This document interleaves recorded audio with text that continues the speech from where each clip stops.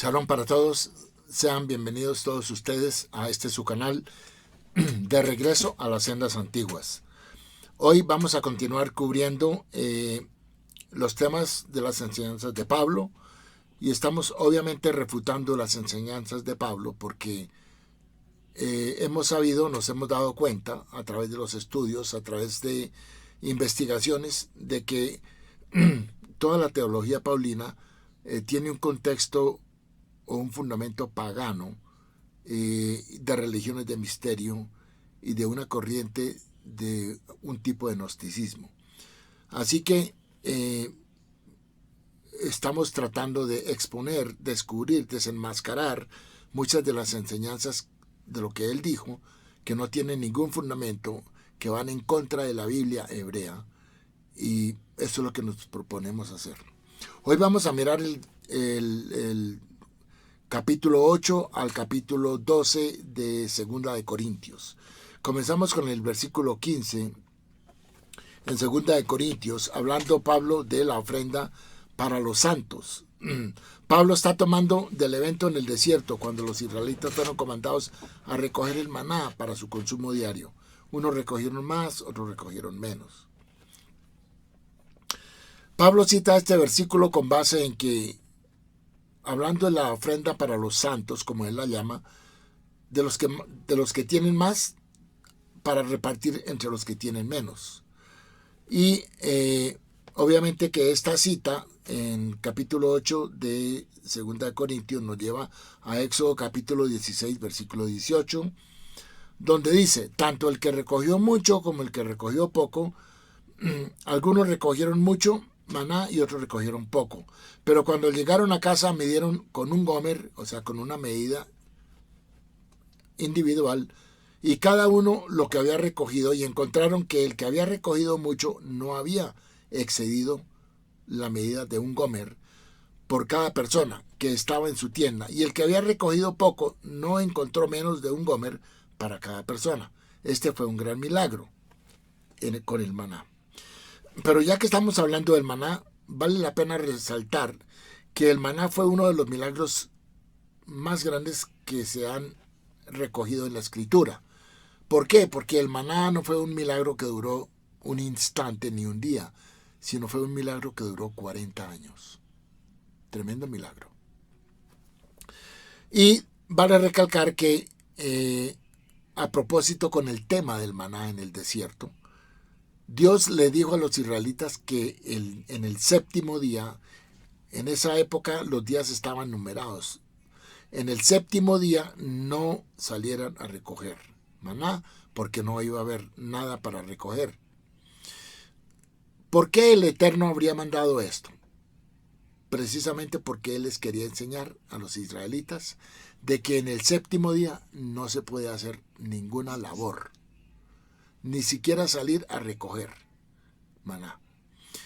Debería ser un día de recogimiento y un día en que, como hoy en día lo hacemos en el judaísmo, es un día en que destinamos para la oración, para la liturgia, para el estudio, todo lo que tenga que ver con nuestra relación con nuestro Creador. Así que es un mandamiento, es el cuarto mandamiento. El cuarto mandamiento dice: acuérdate del séptimo día, del día de Shabbat. ¿Por qué Dios nos diría acuérdate? Porque Él sabía que se nos iba a olvidar o que iban a cambiar los mandamientos, como lo está haciendo Pablo. Según Pablo, los mandamientos ya no eran vigentes después de que vino Jesús, porque ya lo único que quedaba era creer en Jesús y con eso era suficiente, cosa que no es verdad y no está bien, porque la Biblia dice que los mandamientos son eternos, no pasan de moda. Así que esos mandamientos están vigentes hoy en día, y hoy en día guardamos ese séptimo día, que es el día en el cual Dios le puso el sello a su creación. Fue el día que Él reposó de la creación. Y ese día lo santificó. Eso está en el primer capítulo de el libro de Génesis. Así que tenemos que tener eso en mente. Muy bien, vamos a otro versículo, que es el versículo que está en el versículo 21 del capítulo 8. Y dice, aquí se nos está hablando, Pablo está realmente hablando acerca de acerca del tema de la justicia, de ser justo, de darle a cada cual lo que le corresponde. Entonces, en este versículo 21, vamos a leer lo que dice acá. En el versículo 20 dice, evitando que nadie nos censure en cuanto a esta ofrenda abundante que administramos, procurando hacer las cosas honradamente, no solo delante del Señor, sino también delante de los hombres. Esto nos lleva a Proverbios, esta cita en Corintios nos lleva a Proverbios capítulo 3, versículo 1 al 4. Y el título de este pasaje dice, exhortación a la obediencia. Nunca se aparten de ti la misericordia y la verdad. Átalas a tu cuello, escríbelas en la tabla de tu corazón. Y ahora sí nos va a dar el versículo 4, que fue lo que Pablo citó, donde dice, y hallarás gracia y buena opinión ante los ojos de Dios y de los hombres. Sí, pero esto que está ahí es si la persona guarda mandamientos, si la persona es obediente. Pero Pablo nunca menciona nada de eso. Muy bien, continuamos. Así que es obvio que estos consejos tienen que ver con el tema de la obediencia a los mandamientos, cosa que Pablo omite. Bien, pasamos al capítulo 9, versículo 9, y ahí esta parte del capítulo 9 nos va a llevar, el versículo 9, también Pablo hace una cita del mal llamado Antiguo Testamento, porque Antiguo Testamento no hay sino uno, y es el Tanakh. Nuevo Testamento realmente hay que hacer un estudio sobre eso. Y ya lo hemos dicho, que está basado en Jeremías, pero bueno, lo dejamos para otra ocasión. Entonces, en el capítulo 9, del versículo 9, Pablo está hablando y dice, y poderoso es Dios para hacer que abunde en vosotros toda gracia, a fin de que, teniendo siempre en todas las cosas todo lo suficiente, abundéis para toda buena obra. Como está escrito, dice Pablo, y luego dice, repartió, dio a los pobres, su justicia permanece para siempre. Entonces, esto nos lleva a el Salmo 112. El Salmo 112 nos dice, bienaventurado el hombre que teme a Dios. ¿Qué es temer a Dios? ¿Temer qué? Porque por el castigo, por la desobediencia. ¿Qué es temer a Dios? Temer a Dios es tenerlo en cuenta en nuestras vidas. Obedecer sus mandamientos. Eso es temer a Dios. Dice, bienaventurado el hombre que teme a Dios y en sus mandamientos se deleita. Su descendencia será poderosa en la tierra. La generación de los rectos será bendita. Y luego dice, resplandeció en las tinieblas luz a los rectos, y es clemente y misericordioso y justo. Y al final dice, su corazón está firme y confiado en Dios. Asegurado está su corazón, no temerá hasta que vea en sus enemigos su deseo. Reparte, aquí viene lo que Pablo cita, reparte, da a los pobres. Su justicia permanece para siempre. Su poder será exaltado en gloria. Sí, pero esto tiene que ver con el tema del temor a Dios. Y el temor a Dios requiere la obediencia a sus mandamientos. Cosa que Pablo, como ya lo hemos dicho, él omite esa parte. Vamos a pasar ahora a 2 Corintios capítulo 10 y vamos a ir a el versículo 17. Y en el versículo 17 del capítulo 10 tenemos la referencia.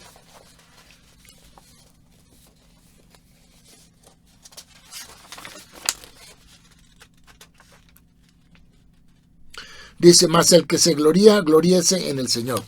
Esto Pablo lo cita, hace una cita, donde nos lleva a Jeremías capítulo 9, versículo 24.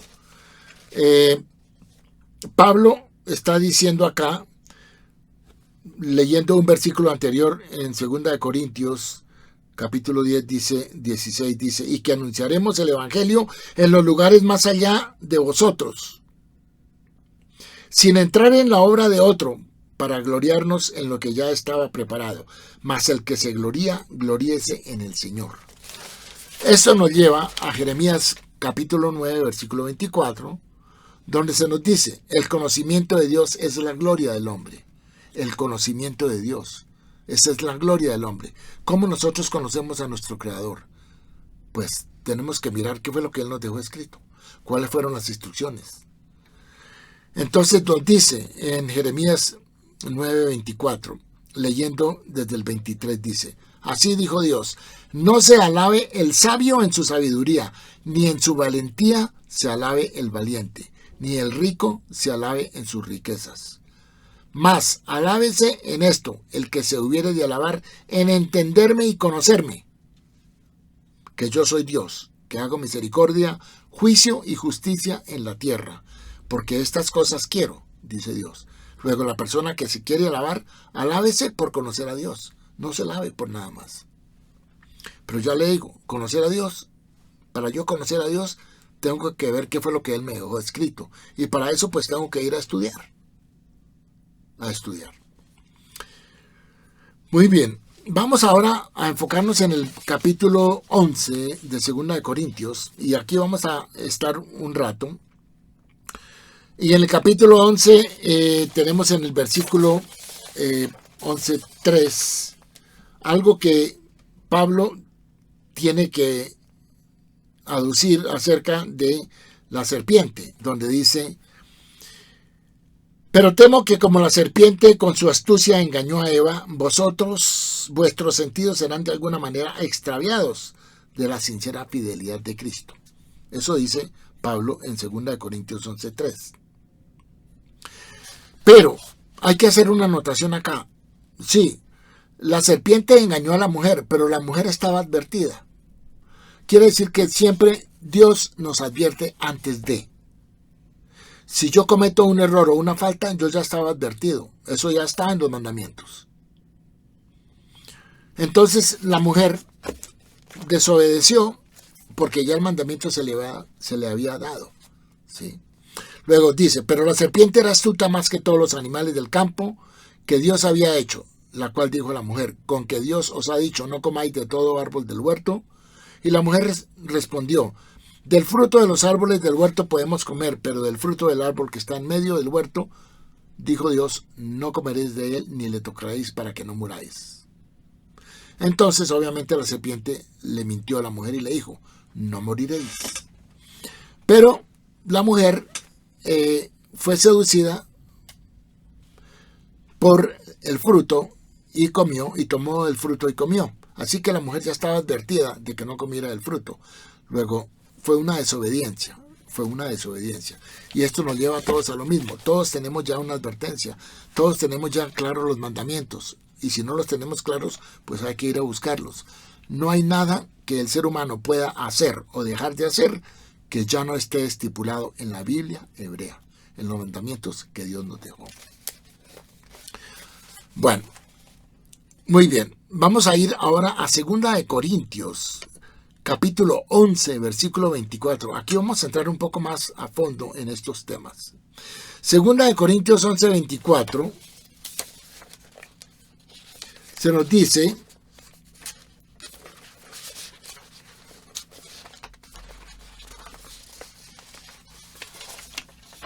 nos dice, aquí está Pablo quejándose. Pablo se queja de lo maltratado que fue su vida, como asemejándose a la vida de Jesús, al sufrimiento de Jesús. Él de una forma u otra quería emular lo que Jesús había hecho. Aún así, él nunca conoció a Jesús. Y en el versículo 24, en el versículo 23, para comenzar, dice, ¿son ministros de Cristo? Yo más. En trabajos más abundantes, en azotes sin número, en cárceles, más, en peligros de muerte muchas veces. Y luego comienza, de los judíos 5 veces he recibido 40 azotes menos uno, o sea 39 azotes. La pregunta surge acá, ¿por qué los judíos azotaron a Pablo? Pero esto que Pablo está citando acá nos lleva a Deuteronomio capítulo 25 versículo 3, porque tenemos que mirar el tema de los azotes. Porque si Pablo fue azotado por los judíos, ¿no decía que él era judío? ¿Por qué los judíos lo iban a azotar? En Deuteronomio 25:3 dice,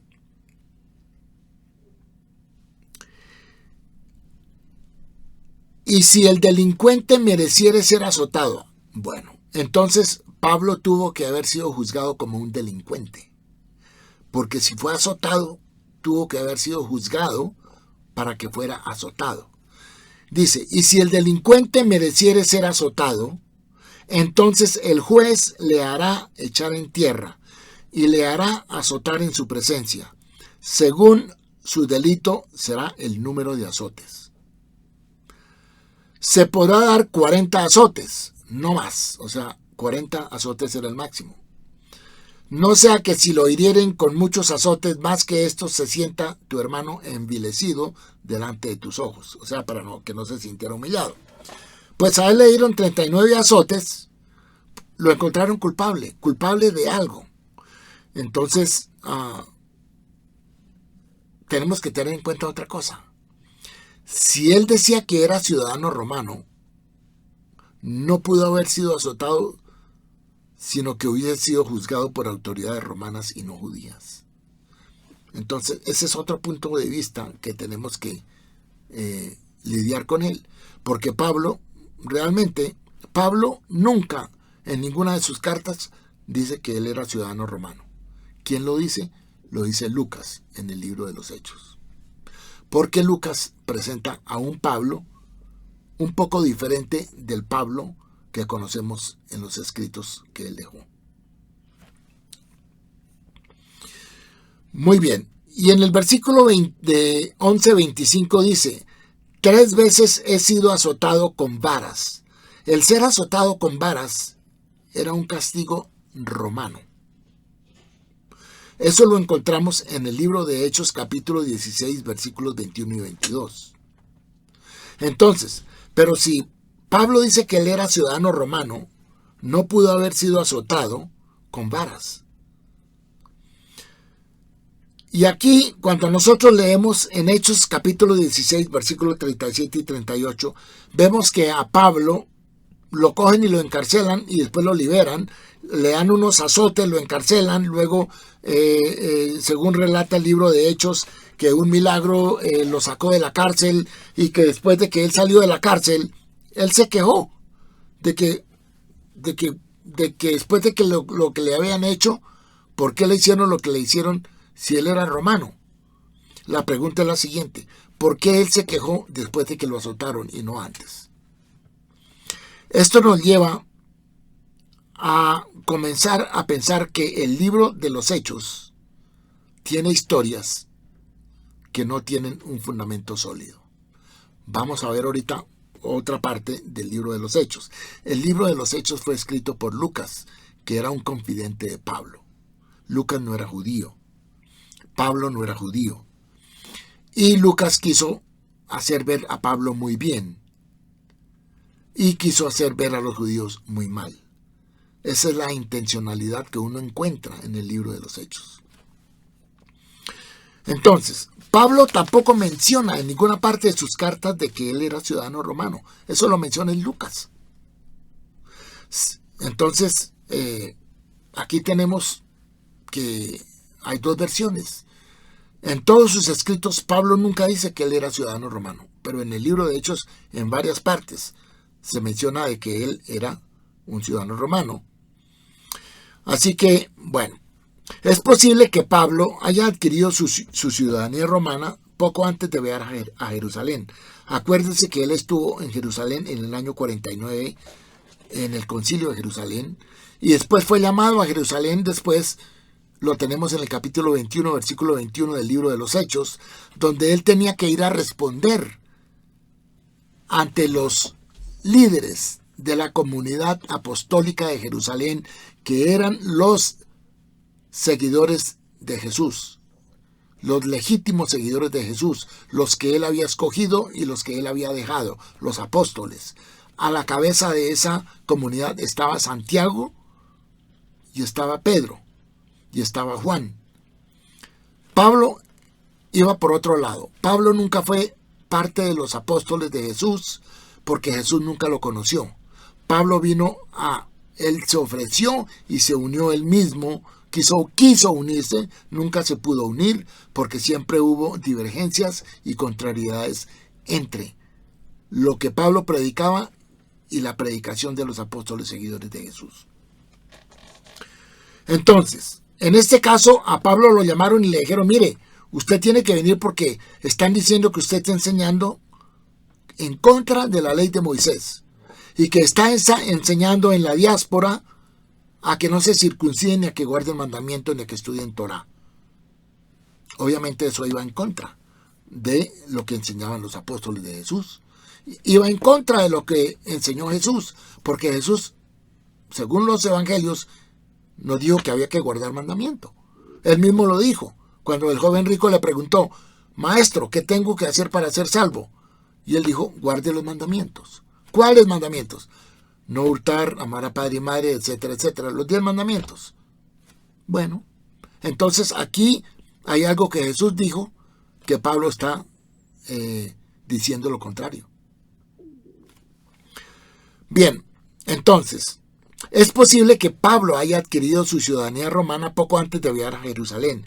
Este fue un momento de su vida en el que tuvo una gran cantidad de dinero a su disposición, porque había hecho un esfuerzo especial para recolectar una enorme suma para llevar con él a Jerusalén. Él iba a llevar eso, y él lo prometió cuando estuvo en el concilio de Jerusalén en el año 49, que a las personas donde él fuera a predicar iba a recoger algún dinero para llevárselo luego a Jerusalén, donde estaba la comunidad apostólica. Esto estaba en cumplimiento de su promesa en el concilio de Jerusalén de hacer una contribución sustancial de sus nuevos conversos gentiles a los gastos de la organización central del movimiento de Jesús en Jerusalén. Santiago había exigido esto no como un acto de caridad, como lo dice Hechos, sino como un gesto de sumisión a su propia autoridad, como jefe de los nazarenos. El movimiento de Jesús se le llamaron los nazarenos porque él era Jesús de Nazaret. También recibió otro nombre, los del camino. Así que, bueno, en este caso vemos que sí tenían una denominación por la cual se les conocía. Luego Pablo, por lo tanto, en la víspera de su fatídica visita a Jerusalén. ¿Por qué fatídica visita? Porque en esta visita a Pablo lo iban a coger preso. Y iba a terminar supuestamente en Roma, donde eventualmente muere. Por lo tanto, en la víspera de su fatídica visita a Jerusalén, cuando su lealtad a Santiago y a la Torá sería cuestionada, le sería muy importante para cumplir con este compromiso haber tenido ya la ciudadanía romana como un medio de defensa. ¿Por qué? Porque si Pablo no podía ser juzgado por los judíos. ¿Por qué? Porque si él hubiera comprado la ciudadanía romana, podría aducir ante la comunidad de los apóstoles de Jerusalén que como él era ciudadano romano, a él no lo podían juzgar los judíos. Y eso fue lo que pasó. A él no lo juzgaron los judíos, sino lo tenían que juzgar los romanos. Lo vinieron a juzgar los romanos, el emperador. Bueno, entonces, de manera que mientras él estaba en una posición con grandes sumas de dinero, sería natural para él pensar en algún método seguro mediante el cual él podría preparar un modo de escape si las cosas salían mal en Jerusalén. O sea, si había un problema con los apóstoles y había un cisma, él podría independizarse y tendría suficiente dinero para montar su propia iglesia y su propia religión, que fue lo que él debió haber hecho, pero no lo hizo. Así que un plan excelente a este respecto era la compra de la ciudadanía romana para sí mismo. Por este medio podía recurrir a la ayuda romana en caso de una emergencia. Pablo no consideraría deshonesto utilizar los fondos recaudados para la comunidad apostólica de Jerusalén con el fin de adquirir la ciudadanía romana para él mismo. Si las negociaciones en Jerusalén se derrumbaran, su propia supervivencia sería esencial para la continuación de su doctrina. Además, estos fondos pertenecían a Jerusalén solo si las circunstancias hicieron posible la continuación de su propia lealtad al movimiento de Jesús. Si las cosas llegaban a un rompimiento, entonces Pablo, él mismo en lugar del liderazgo de Jerusalén, se convertiría en la autoridad de una iglesia cristiana, gentil, cuyos fondos serían su deber de administrar. Así que simplemente estaba apartando un fondo de contingencia en caso de que el cisma realmente tuviera lugar. Es probable que haya reprimido una suma considerable, además del dinero que gastó en la compra de la ciudadanía romana, en caso de que fuera necesaria para fundar su propia iglesia.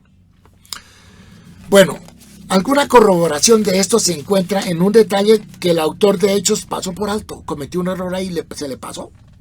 Hay varios errores en el libro de los Hechos, muchos errores. De contextualización, de historicidad, no se pueden comprobar, etcétera, etcétera. Dice acá, entonces en el libro de los Hechos, en el libro de Hechos capítulo 24, versículo 26, vemos que a Pablo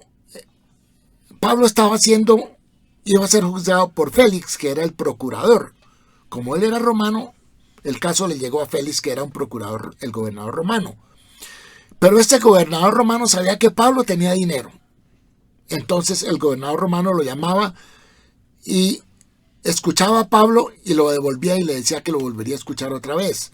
Y lo que se entiende acá es que este Félix, el gobernador romano, lo que estaba buscando era que Pablo le ofreciera dinero para que lo dejara libre. Eso lo tenemos en Hechos capítulo 24, versículo 26, donde dice: el gobernador romano tenía esperanzas de soborno de Pablo y por eso lo llamaba muy a menudo y hablaba con él. Esperaba también con esto que Pablo le diera dinero para que le soltase, por lo cual muchas veces lo hacía venir y hablaba con él. O sea, lo tenía yendo y viniendo esperando que Pablo le ofreciera dinero. O sea que Félix, el gobernador, sabía que Pablo tenía gran cantidad de dinero. Esto sucedió mientras Pablo era prisionero de Félix, prisionero a la espera de la resolución de su caso. Muy bien, según Hechos, Pablo solo había invocado una vez su ciudadanía cuando estaba en problemas. Esto fue durante su segundo viaje misionario en Filipos, en Grecia, cuando Pablo y su compañero Silas incurrió en la ira de ciertos idólatras gentiles, que los denunció a los magistrados, quienes ordenaron que los golpearan. Esto lo tenemos en el libro de Hechos capítulo 16, pero vamos a enfocarnos en el versículo 37. En esta ocasión, tanto Pablo como Silas afirmaron ser los ciudadanos romanos, pero curiosamente no dijeron nada hasta después de haber sido golpeados. Por tanto, existen dudas sobre la historicidad de este episodio, especialmente porque parece increíble que no solo Pablo, sino también Silas fueran romanos. Es sorprendente que Pablo fuera un ciudadano romano sin que su compañero Silas lo fuera también. La ciudadanía romana en Jerusalén más tarde fue demasiado buena para no ser utilizada en algún contexto anterior. También es obviamente sorprendente que Pablo nunca invocó su ciudadanía romana cuando fue azotado con las varas, que ya vimos en 2 Corintios 11:25. Así que después de todo esto podemos decir lo siguiente: cuando Pablo se declaró ciudadano romano, este fue el final de su incómoda relación con la comunidad apostólica de Jerusalén. Porque un judío con nacionalidad romana no tiene sentido, porque el judío veía al romano como el que lo explotaba, el que estaba invadiendo su territorio y el que le sacaba tributo, el que lo explotaba y lo dominaba militarmente. Entonces, es obvio que el ser romano, si era judío, pues sí, no diga que romano. ¿Por qué? Porque hubiera causado problemas dentro del mismo corriente del judaísmo. Luego, cuando él se declaró romano, este fue el final de su incómoda asociación con la comunidad apostólica de Jerusalén. El anuncio habría significado para Santiago y a los otros líderes de Jerusalén como un gran choque. ¿Por qué? Porque el movimiento de Jesús fue esencialmente un movimiento antirromano. Antirromano. Jesús murió como un revolucionario. Por sus ideas de como Mesías, tenía que ser rey de Israel y el Imperio Romano no aceptaba reyes, solamente el emperador. Esto trajo a que Jesús fuera tenido como un insurgente y fuera crucificado. A las únicas personas que crucificaban eran a las personas que se sublevaban contra el Imperio Romano. Así que el movimiento de Jesús fue esencialmente un movimiento antirromano, sin un objetivo. Su objetivo era liberar al pueblo judío de la esclavitud de Roma. Por tanto, ninguno de sus miembros hubiera buscado la ciudadanía romana. Bien. Luego, tenemos un detalle todavía más importante y muy importante en el libro de los Hechos, que es en 2 de Corintios, capítulo 11, versículos 32 y 33. Aquí parece que los detalles de la tarea asignada a Saulo en Damasco necesita ser modificado. ¿Qué es lo que tenemos acá? Y vamos a mirarlos porque vamos a comparar dos versículos que tenemos en 11:32. Resulta que Pablo, para hacer la historia corta, Pablo habla de una visión en el camino a Damasco. Pues lo que hemos dicho y lo que ha sido investigado y lo he expuesto en el primer video que se hizo de este canal, que se llama ¿Por qué los ebionitas rechazaron las enseñanzas de Pablo? Ahí están todos los detalles de por qué, de la visión, de la supuesta visión que Pablo tuvo de Jesús. Realmente Pablo nunca dice que él tuvo una visión en el camino a Damasco. Quien lo dice es Lucas. Otra vez tenemos que hay un error acá. Lucas está poniendo a Pablo a decir cosas que Pablo nunca dijo. Y las cosas que usted encuentra en el libro de los Hechos, que Pablo está hablando, pues Pablo no las está hablando, las está escribiendo es Lucas. Porque todo el libro de los Hechos fue escrito por Lucas. Porque Lucas tenía un propósito de hacer ver a Pablo de una forma positiva antes de que fuera a encontrarse con el emperador. Y por eso Lucas hace a Pablo ver más amigo de los romanos y como más enemigo de los judíos. Y por eso se pinta a los judíos como con un sentimiento antisemita. Entonces dice el versículo del capítulo 11, versículo 32, dice lo siguiente. En Damasco, el gobernador de la provincia del rey Aretas guardaba la ciudad de los damasenos para prenderme. Y fui descolgado del muro en un canasto por una ventana y escapé de sus manos. Eso lo dice Pablo en 2 de Corintios. Pero si usted va al libro de los Hechos, la historia es diferente. Y vamos a ir al libro de los Hechos, al capítulo 9, versículo 23.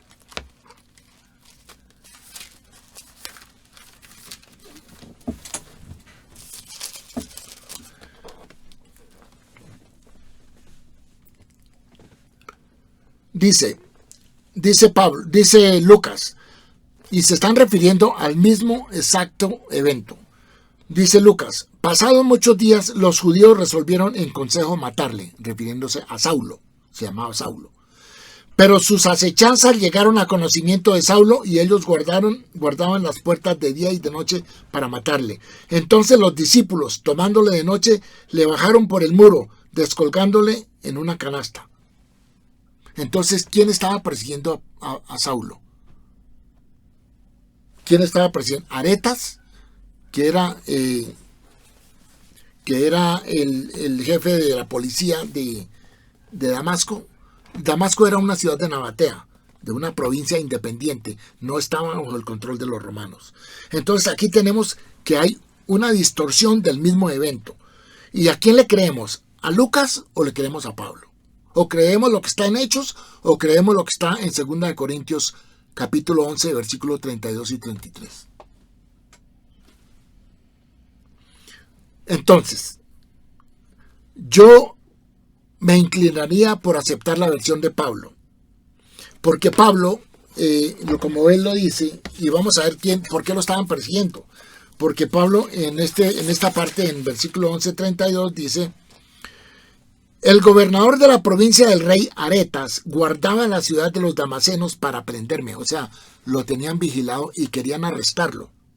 Necesitamos saber por qué querían arrestar a Pablo en Damasco, que era una de las ciudades de Nabatea.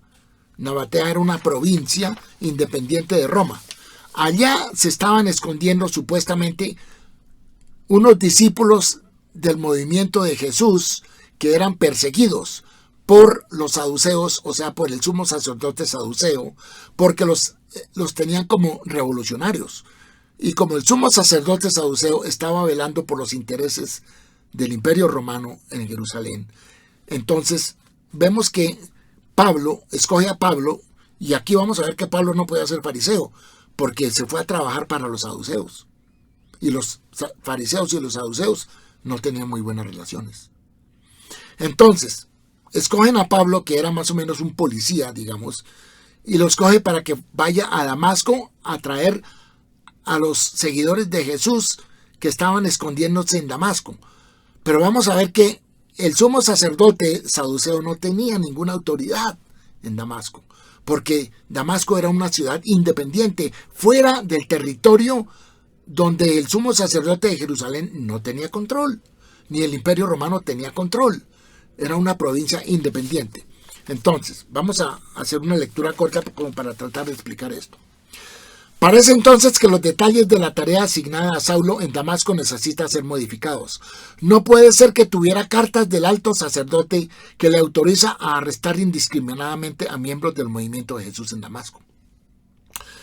Por el contrario, fue precisamente para escapar de la jurisdicción del sumo sacerdote y de los romanos que los seguidores de Jesús habían dejado Judea y se habían ido a Damasco. Pablo debe haber estado en una misión clandestina para secuestrar a ciertos nazarenos, o sea, seguidores de Jesús, destacados, y traerlos de regreso a Judea para encarcelarlos o para entregarlos a las autoridades romanas. Como hemos visto, un ala del movimiento de Jesús, de la cual era Esteban, había sido un líder que estaba adoptando una línea activista contra la ocupación romana y se había visto obligado a exiliarse. Muy bien, sin duda, algunos activistas todavía permanecían en Judea, escondidos, y estaban recibiendo ayuda y consejos de sus camaradas en Damasco, y que estaban resultando ser una espina en la carne del sumo sacerdote. Saúl, el oficial de policía de confianza del alto sacerdote, y aquí que Pablo en este momento se llamaba Saúl, y que él haya sido un policía del sumo sacerdote saduceo, es una historia que no está, usted no la va a encontrar en ninguna parte del Nuevo Testamento. Usted tiene que ir a ver la historia de los ebionitas. Ellos sí tienen la historia de Pablo, ellos conocen la historia de Pablo, y por eso ellos rechazaban las enseñanzas de Pablo, porque consideraban que él no enseñó lo que enseñó Jesús. Entonces, dice acá, entonces Saúl, el oficial de la policía de confianza del alto sacerdote, fue enviado con una banda de mercenarios para poner fin a esta amenaza al entrar ilegalmente en Damasco. O sea, Pablo entró ilegalmente, sin permiso, y llevarse a los cabecillas de la subversión, que eran seguidores de Jesús, o sea, secuestrarlos. Entonces, Pablo estaba violando un territorio independiente.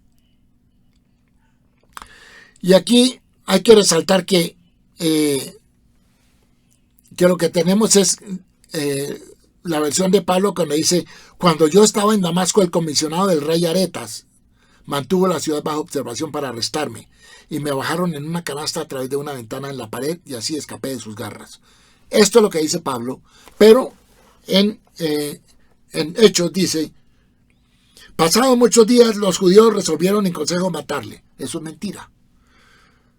Versículo 24. Pero sus acechanzas llegaron a conocimiento de Saulo y ellos guardaron las puertas de día y de noche para matarle. No, ellos no.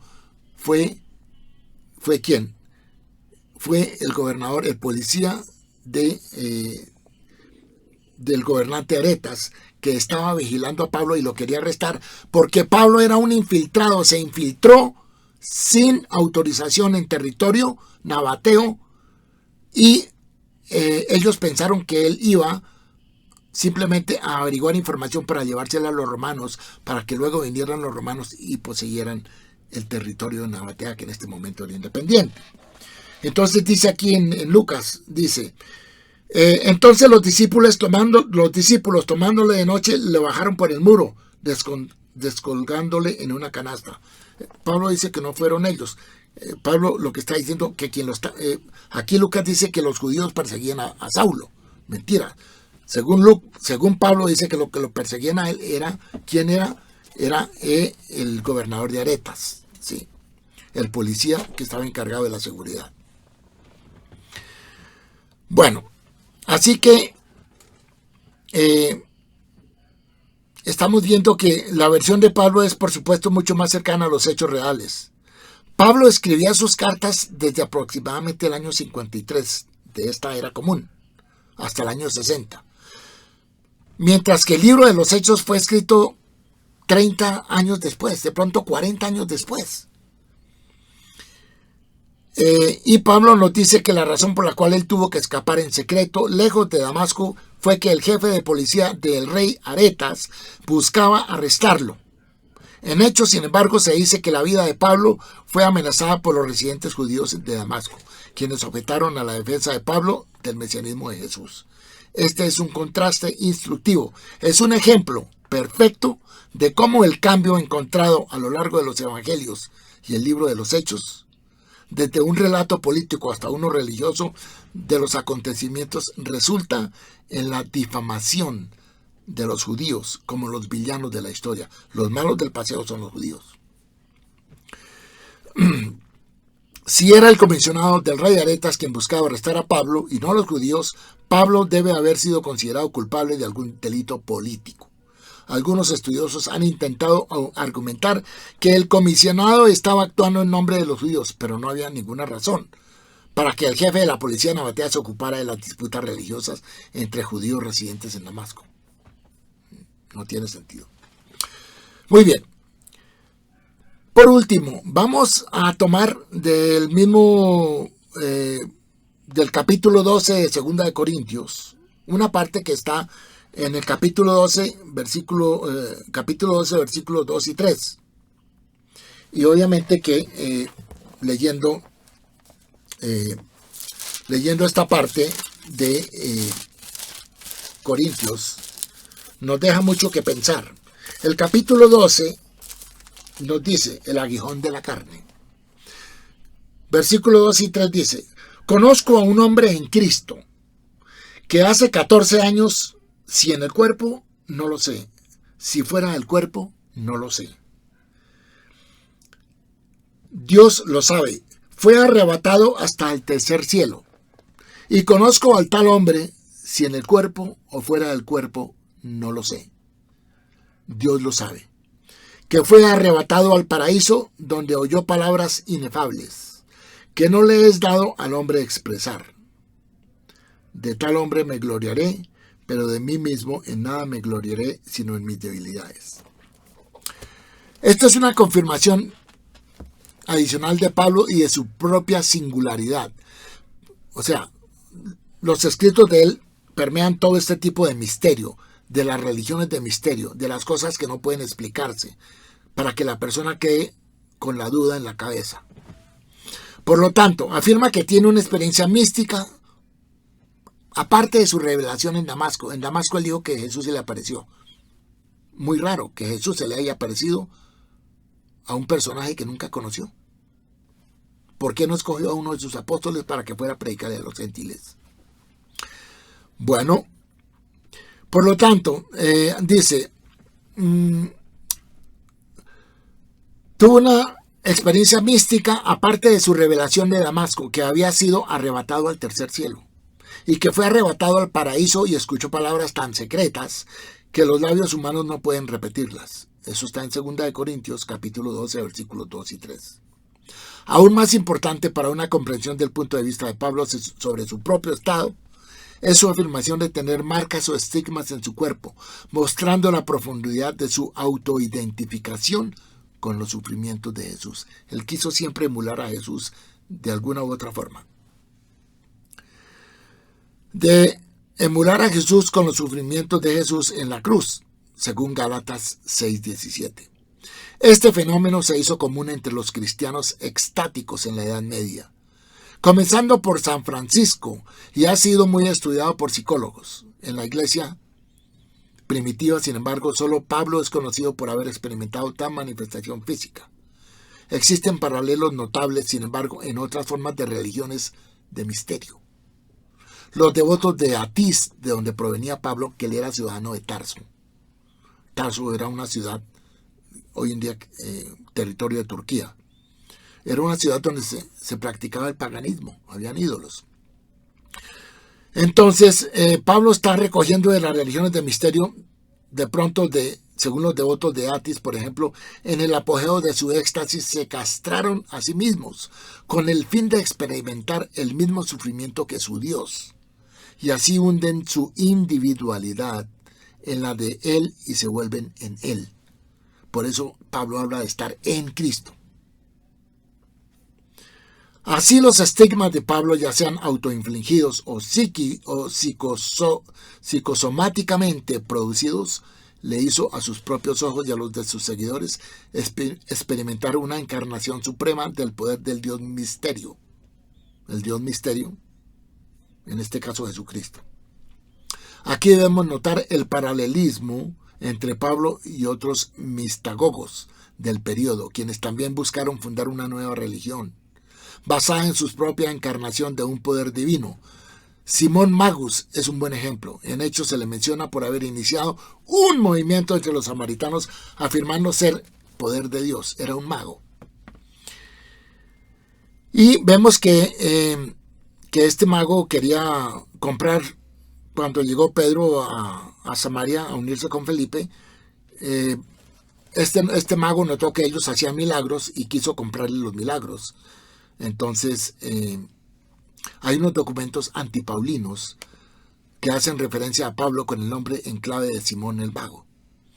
Esto nos recuerda que la imagen de Pablo que se encuentra en el libro de los Hechos como simplemente uno de los apóstoles sin ningún derecho a ser parte de un grupo que nunca antes lo había conocido, o como poseedor divino de un poder místico, no es fiel a la forma en que Pablo, como un hecho histórico, se presentó él mismo.